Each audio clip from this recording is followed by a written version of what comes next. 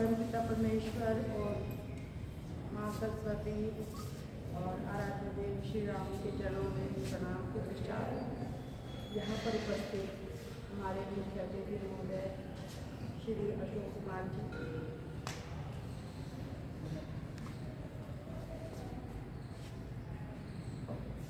विशेष सहयोगी सदस्य डॉक्टर अशोक कुमार वर्मा जी, हमारे बहुत ही वरिष्ठ और आदरणीय इस मानव मित्र मंडल कुरुक्षेत्र संस्था के संरक्षक श्री प्रोफेसर रामरतन शर्मा जी, विशेष सहयोगी संरक्षक श्री दीपक जी और हमारे उपस्थित हमारे इसी संस्था के समस्त सदस्यगण, सभी अतिथिगण, और मैं देख पा रही हूँ बहुत सारे हमारे बीच में प्यारे बच्चे हैं। आप सभी को सादर नमन और अभिवादन।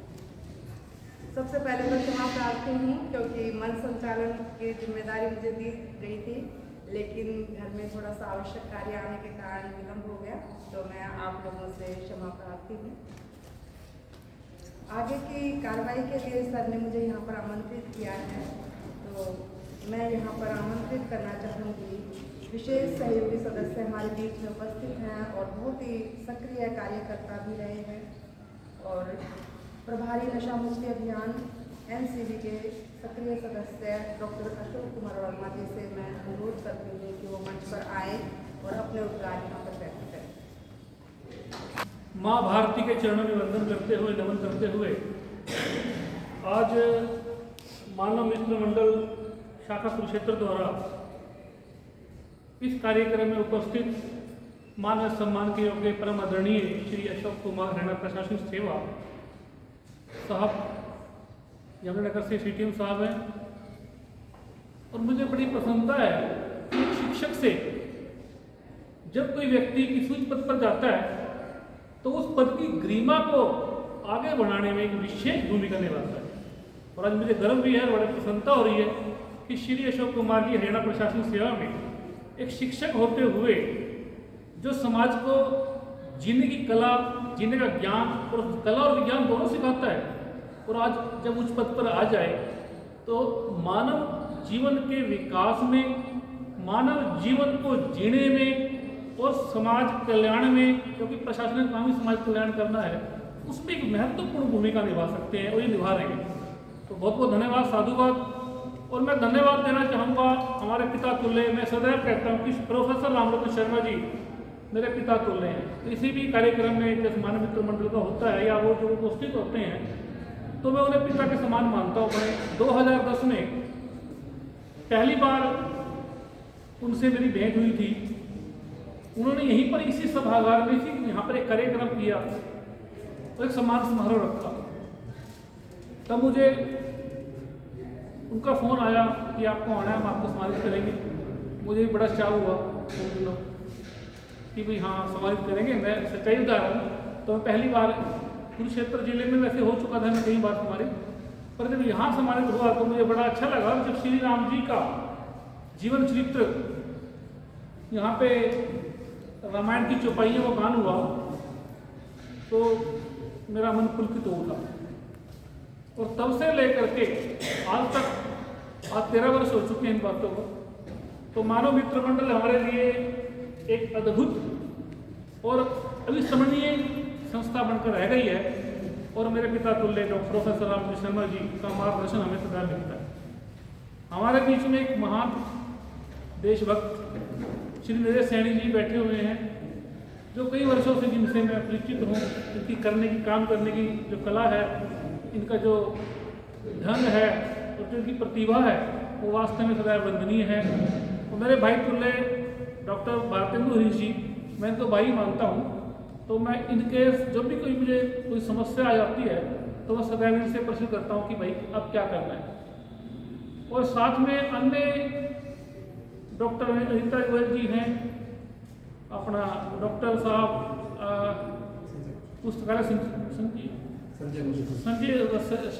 संजय कौशिक हैं, और जो नाम लेना डॉक्टर विनोद भुक्कल जी हैं, मोहनलाल शर्मा जी हैं, थोड़ा सा इधर मेरे साथी हैं श्री राजेंद्र शर्मा जी। हाँ हाँ, श्री राजेंद्र शर्मा जी का सर का मैं आपने याद नहीं बोलूँगा, ध्यान में रहेगा। वीरवान शर्मा जी हैं और मेरे सहयोगी, मेरे साथी, मेरे भाई श्री राजेंद्र शर्मा जी जो एनसीबी में मेरे साथ काम कर रहे हैं और हर स्थान पे हमारे साथ रहते हैं, तो उनका धन्यवाद। अपना साहिल जी बैठे हैं और जितने भी यहाँ लोग उपस्थित हैं सभी को मेरा प्रणाम है, नमन है। मेरे जीवन में एक सीखी बात कि आए हैं सो जाएंगे, राजा रंग फकीर एक सिंहासन चढ़ी चले, एक बंदे जंजीर। कोई व्यक्ति इस दुनिया में सोचे कि मेरा तो यहाँ पक्का कब्जा हो गया तो वो भूल जाए।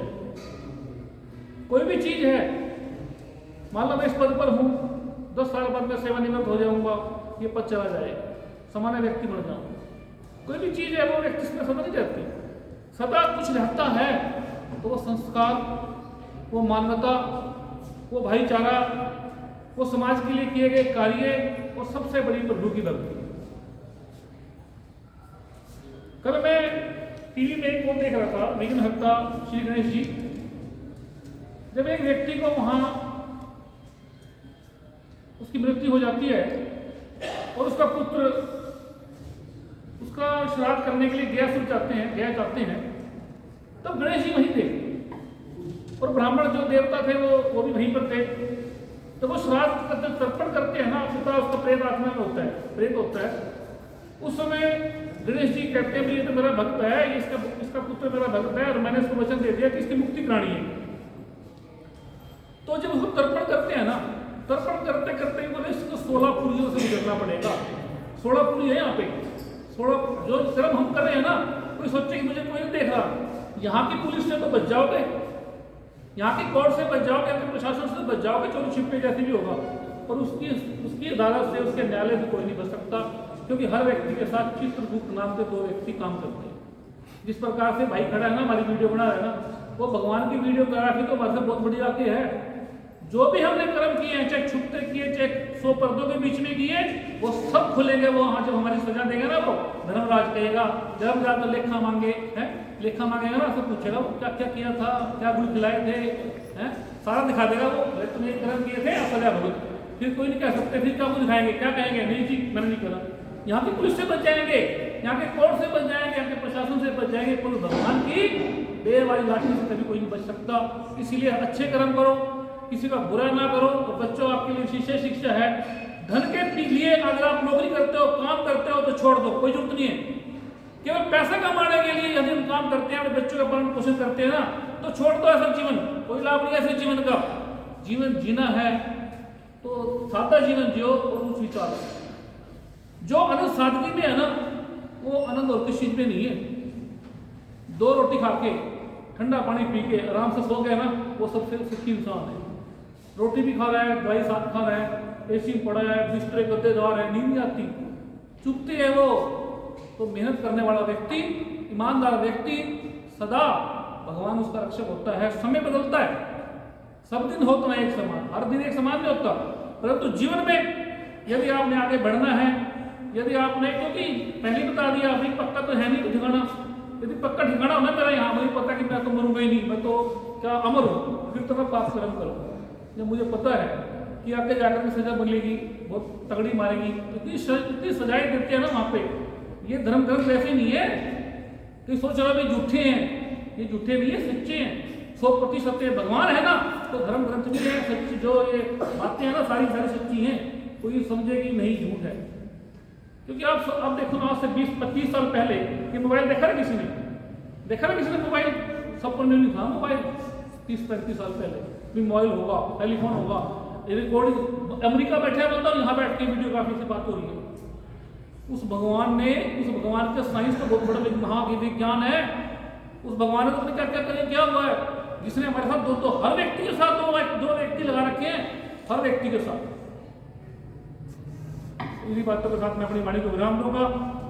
और अंत में आज हमारे देश की एक समस्या है नशा। इस नशे को खत्म करना है और हरियाणा सरकार भी इसके लिए प्रतिबद्ध है।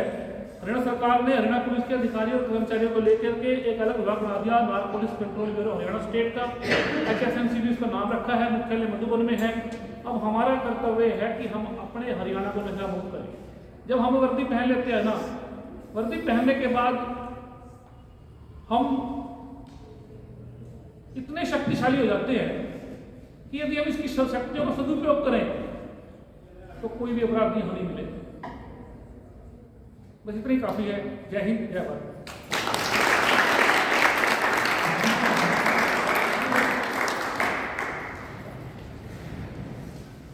बहुत बहुत आभार डॉक्टर अशोक कुमार जी।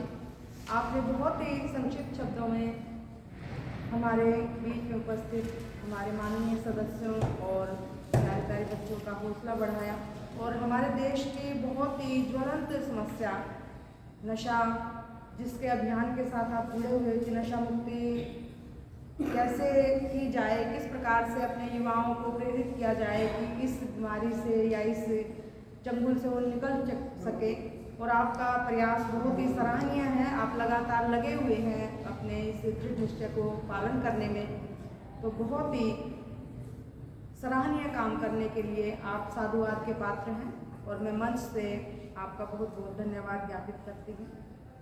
आप अपने आप में एक मिसाल हैं, बहुत सारी सामाजिक संस्थाओं के साथ जुड़े हुए हैं और गर्व का विषय है कि हम देखते हैं कि माता पिता के नाम से बच्चों की पहचान होती है, लेकिन आपकी पहचान आपकी संतान के नाम से भी है।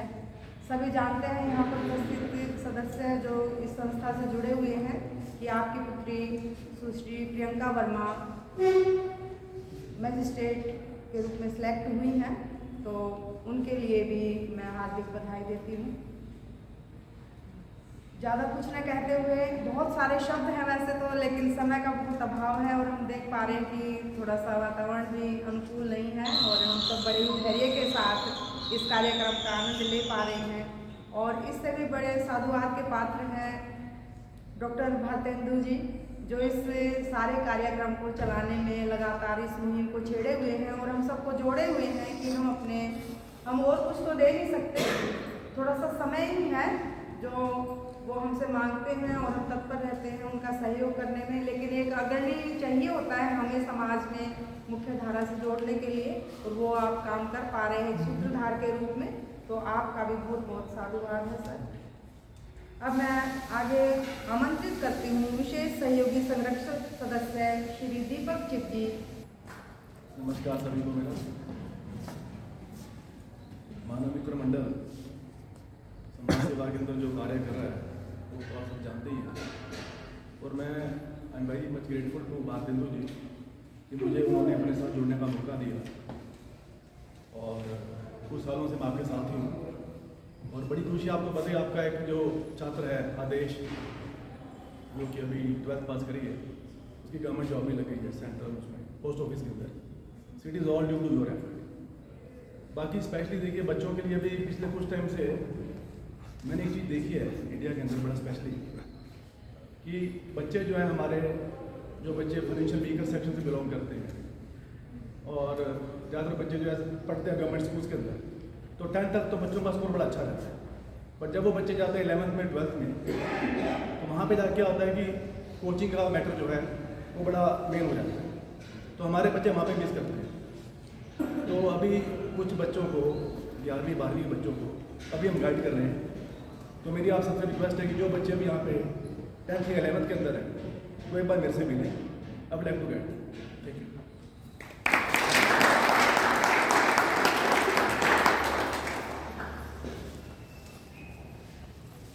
धन्यवाद श्री दीपक चिप जी। आपने अपने संक्षिप्त वक्तव्य से हम सबका ज्ञानवर्धन किया, उत्साहवर्धन किया और आपने यहाँ पर उपस्थिति दे करके हम सबको कृतार्थ किया। तो मानव मित्र मंडल की सक्रिय सदस्य होने के नाते मैं आपका हार्दिक आभार व्यक्त करती हूँ। अब हमारे बीच में उपस्थित हैं हमारे मुख्य अतिथि महोदय। मैं उनसे अनुरोध करती हूँ कि वो यहाँ पर आएँ और हमें अपने उद्गारों से व्यक्त कराएं। हमारे मुख्य संरक्षक श्री अशोक कुमार जी, सिटी मजिस्ट्रेट यमुनानगर, मैं आपका मंच पर स्वागत और अभिनंदन करती हूँ सर, और आमंत्रित करती हूँ कि अपने विचार व्यक्त करें।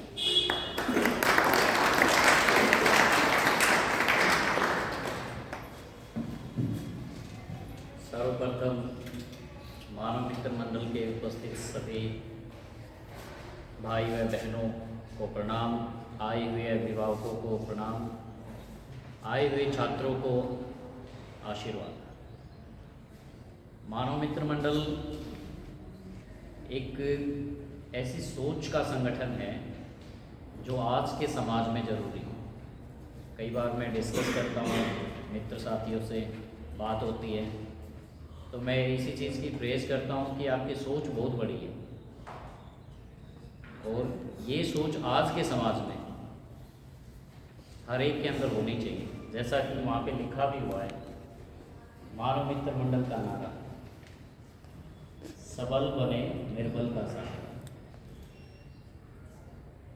सभी लोग अपने अपने कामों में व्यस्त हैं, उसमें से यदि हम थोड़ा टाइम निकालते हैं, थोड़ी मदद हम किसी की कर पाते हैं, उससे बेहतर कुछ भी नहीं है। और मानव मित्र मंडल के सदस्य इस देश का जो भविष्य है उस पर फोकस किए हुए छात्रों,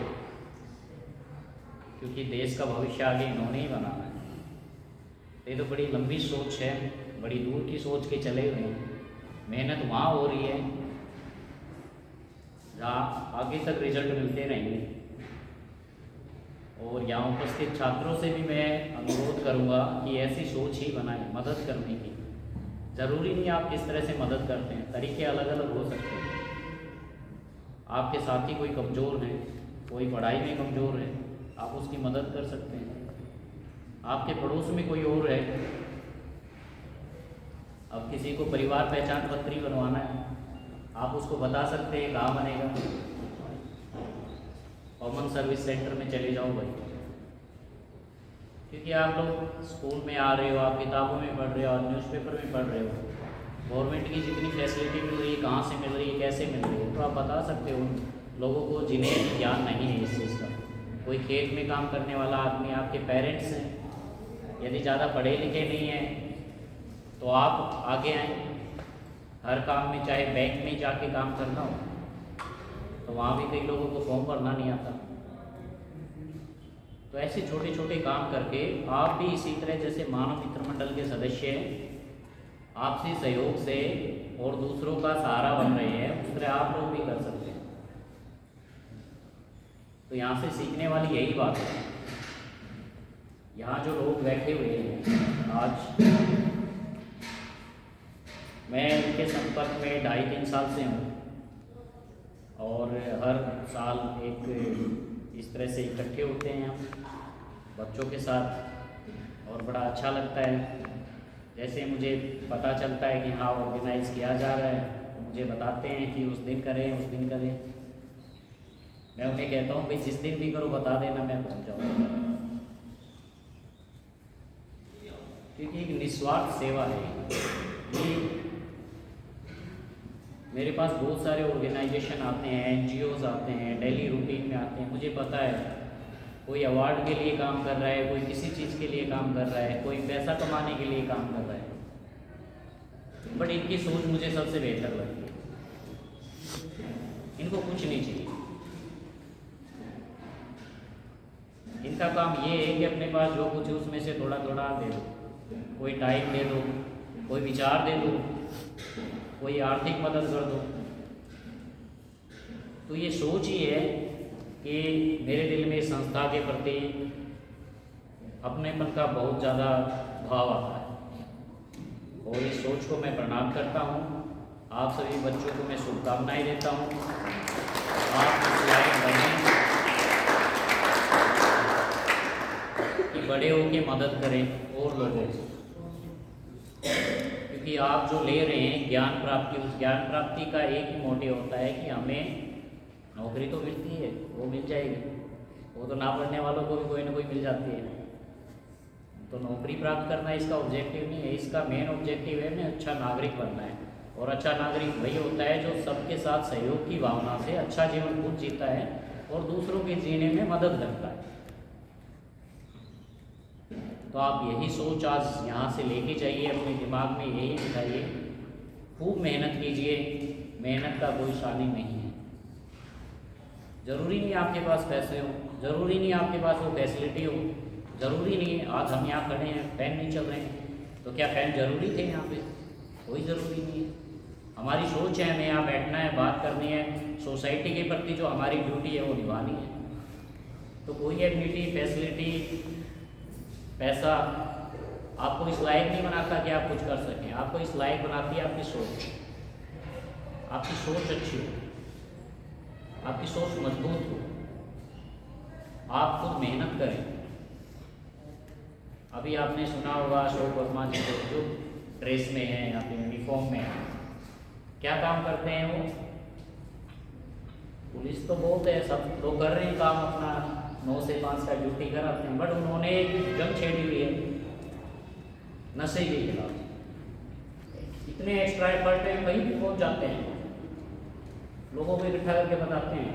ये मैंने देखा एक प्रोग्राम हो रहा था, हम तो वहाँ पर थे, ये 12-5 टीचर से बात कर रहे थे नशे के बारे में, क्या बच्चों को बताओ, तो यमुनानगर हम गए, हम टीचर के साथ बात कर रहे थे। तो इनकी सोच है कि भाई ये जो बुराई है मुझे तो इसके खिलाफ लड़ना है। इस तरह अपना एक ऑब्जेक्टिव बनाइए आप जीवन में, एक ही पकड़ लो, चाहे कोई भी चीज़ पकड़ लो, उसके खिलाफ लड़ते रहो सारे पर, एक आत्मिक संतोष रहेगा आपके दिल में। तो बाकी तो सीनियर साथी हैं, मुझसे कुछ ज़्यादा ही जानते हैं, मैं आप बच्चों को ही बता सकता था ये बातें, क्योंकि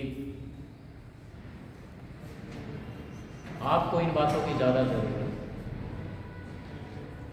जीवन के जिस पड़ाव पे आप हैं, आपके अंदर अब यदि ये मूल्य विकसित होते हैं, मदद करने वाले, अच्छी सोच बनाने वाले, समाज के प्रति अपनी कर्तव्य को समझने वाले, तो ये हमारे देश के लिए, हमारे समाज के लिए बहुत अच्छा है।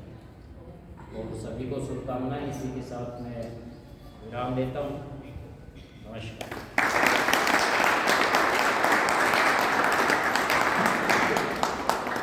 आपका बहुत बहुत आभार सर।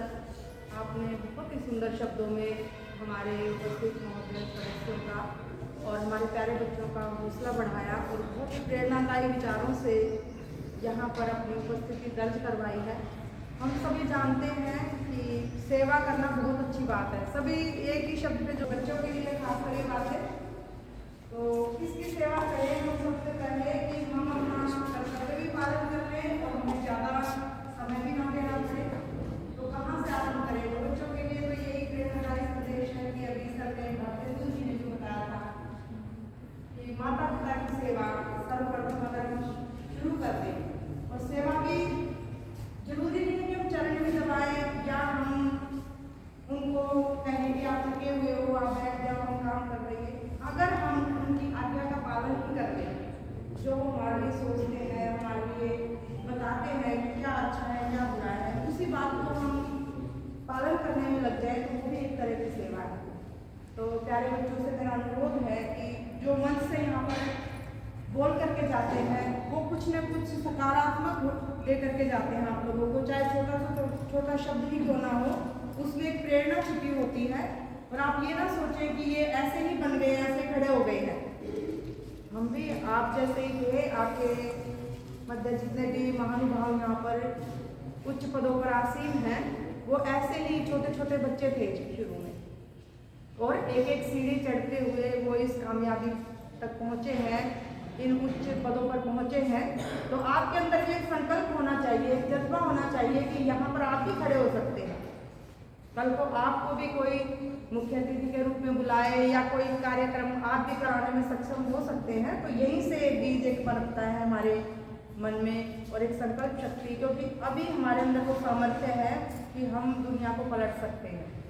और ये ऐसे कार्यक्रम केवल सम्मान के लिए नहीं किए जाते, ये प्रेरणा के लिए किए जाते हैं, समाज को दृष्टि देने के लिए किए जाते हैं कि अगर हम चलेंगे, अगर एक व्यक्ति सूत्रधार के रूप में खड़ा होगा, तो उसके साथ जैसे मोतियों की माला पिरोई जाती है और बहुत सुंदर स्वरूप धारण कर लेती है, ऐसे ही समाज में एक एक व्यक्ति अगर अपना योगदान दे, थोड़ा थोड़ा सा दे, तो हम एक प्रेरणादायी व्यक्तित्व के रूप में उभर सकते हैं। हम अपने कार्यों के द्वारा एक श्रृंखला बना सकते हैं और कोई ना कोई जरूर प्रेरणा लेगा कि देखो वो व्यक्ति, अमुक व्यक्ति ने कार्य शुरू किया है, तो हमें भी थोड़ा थोड़ा योगदान इसमें जरूर देना चाहिए।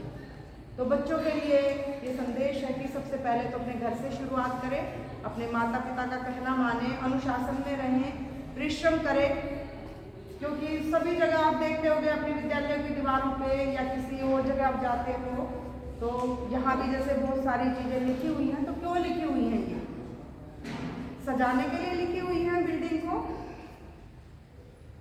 कौन बच्चा बताएगा कि क्यों लिखी हुई है? जो ये चीजें लिखी जाती हैं दीवारों पे, सूक्तियाँ लिख देते हैं, स्लोगन लिख देते हैं, नारे लिख देते हैं, या आप पत्रिकाएं पढ़ते हो सुंदर सुंदर श्लोक उनमें लिख दिए जाते हैं, तो किस लिए लिखे जाते हैं?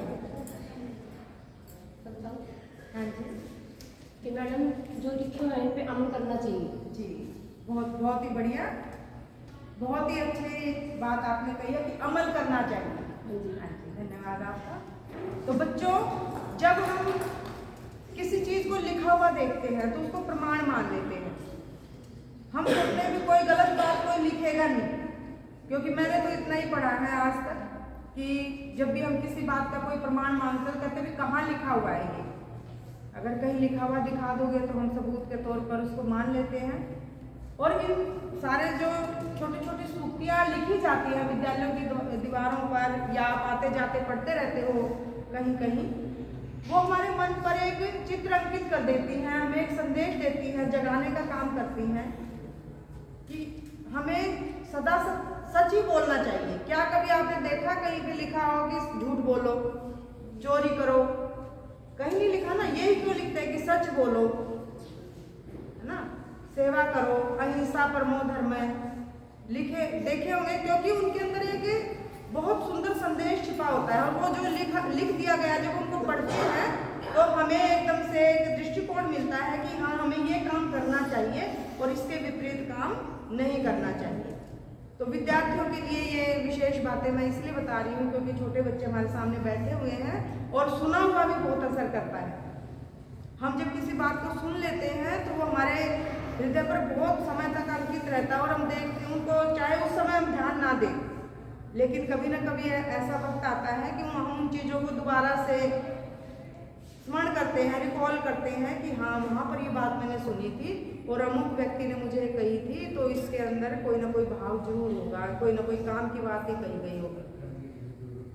तो जो भी यहाँ से बोलते हैं वो आप सबके लिए बहुत ही अमूल्य होता है और उसको हम ग्रहण कर ले, उसको ही हम सुन करके अपने जीवन में आत्मसात कर ले, तो वो भी बहुत बड़ी बात है। जरूरी नहीं बड़े बड़े हम ग्रंथ पढ़े, उनका रट्टा लगा ले और पेपर में पास भी हो जाए, परीक्षाएं भी पास कर ले, लेकिन एक परीक्षा और होती है जीवन की परीक्षा। उसमें हमारे जो बहुत सारे चारित्रिक गुण होते हैं, सच बोलना, धर्म का पालन करना, मर्यादा का पालन करना, तो ये परिश्रम करना, अनुशासन में रहना, ये सारी बातें भी बचपन में सिखा दी जाती हैं। जो एक प्रार्थना सभा होती थी उसमें भी एक थॉट ऑफ द डे होता था, आज का विचार, उसमें भी हमें भुट्टी की तरह पिलाई जाती थी और वो चीज़ें हमारे व्यक्तित्व में झलकती हैं। वहाँ से हमने सीखा और उन चीज़ों को देख करके हम आगे बढ़ते रहे। और सबसे बड़ी बात, परिश्रम तो है ही, परिश्रम के साथ धैर्य भी, क्योंकि हमें जब भी हम पौधा लगाते हैं, उसको पानी देते हैं तो एकदम फल नहीं देता वो। आपने देखा होगा कि छोटा सा पहले बीज बोया जाता है, फिर हम उसको देखते हैं और फिर वो धीरे धीरे बड़ा होता रहता है और जब ऋतु आती है उसकी अनुकूल, तब उसमें फल लगते हैं और फिर हम खुश होते हैं कि हाँ देखो आज हमारी मेहनत सफल होगी। तो बच्चों, आप भी अपने माता पिता के लिए ऐसा ही पौधा हो जो वो सींच रहे हैं निरंतर अपने प्यार से, अपनी हिम्मत से, अपनी मेहनत से, आपको वो सुविधाएं दे रहे हैं, वो तो फल आएगा उसकी इंतजार कर रहे हैं वो धैर्य के साथ, लेकिन आपने फल उनको देना है। और फल कैसे दोगे? कामयाब होकर के, क्योंकि जब हम कामयाब होते हैं तो माता पिता से बढ़ करके कोई खुश नहीं होगा हमारे घर। तो ये संकल्प आज हम यहाँ से लेकर के जाए, क्योंकि परिश्रमेण ही उद्यमेन ही सिद्धन्ति कार्याणि न मनोरथै न ही सुप्तस्य सिंहस्य परिविशन्ति मुखे मृगा। आपने सुना होगा, एक छोटा सा ही श्लोक है कि परिश्रम से ही सारे के सारे कार्य सफल होते हैं। कभी भी सोते हुए सिंह के मुख में एकदम से जो हिरण होता है ना वो आकर के प्रवेश नहीं करता। उसको भी, शेर तो बहुत जंगल का राजा होता है ना, तो उसको भी अपना शिकार करने के लिए उठ करके परिश्रम करना पड़ता है। तो हम सबको अपना लक्ष्य प्राप्त करने के लिए परिश्रम करना होगा और परिश्रम के साथ साथ अनुशासन में रहना होगा। तो ये मैंने लगता मुझे कि मैंने ज़्यादा समय ले लिया, लेकिन कुछ मन में विचार आए तो ऐसे ही मैंने प्रकट किए। और इसका श्रेय जाता है हमारे बीच में उपस्थित हमारे मुख्य संरक्षक महोदय श्री अशोक कुमार जी, जिन्होंने अपने प्रेरणादायी विचार यहाँ आप लोगों के समक्ष रखे और अपने जीवन, उनका जीवन आप देख पा रहे हैं कि कोई भी महापुरुष यहाँ पर आता है तो उनका जीवन हमारे लिए एक उदाहरण होता है और इसीलिए उनको बुलाया जाता है कि आप देखें कि आप भी ऐसे बन सकते हैं। आपके पास वो सारी क्षमताएं आपके अंदर ही मौजूद होती हैं, उनका हमने सिर्फ इस्तेमाल करना सीखना है, पालन करना है और हम सब भी यहाँ पर ऐसे ही बन करके कल को आ सकते हैं। ऐसा संकल्प आज हम यहाँ से लेकर के जाएंगे और आप लोगों के लिए ही ये कार्यक्रम रखा गया है। तो यह, क्योंकि इस कार्यक्रम का शीर्षक ही है छात्र प्रोत्साहन एवं सेवा सम्मान समारोह। तो मानव मित्र मंडल अपने इन प्रयासों के लिए, सराहनीय प्रयासों के लिए हमेशा ही साधुवाद का पात्र रहा है और निरंतर एक एक कड़ी जुड़ते हुए बहुत सारे कार्यक्रम आयोजित किए जाते हैं समय समय पर। तो आज का जो ये जन सेवा सम्मान कार्यक्रम है, इसमें मैं नाम दिए गए हैं मुझे कि इन महापुरुषों को मैं यहाँ पर आमंत्रित करूँ। तो सर्वप्रथम मैं यहाँ पर आमंत्रित करना चाहूँगी श्री कपिल अग्रवाल जी, जिन्होंने रक्तदान के क्षेत्र में सराहनीय उल्लेखनीय प्रयास किए हैं। तो यहाँ पर सम्मान के लिए मैं उनको आमंत्रित करना चाहती हूँ और अपने मुख्य अतिथि महोदय श्री अमित कुमार जी से भी मैं, अशोक कुमार जी से अनुरोध करती हूँ और मानव मित्र मंडल के सभी सदस्य हमारे समक्ष उपस्थित हों और हमारे मध्य जो महानुभाव हैं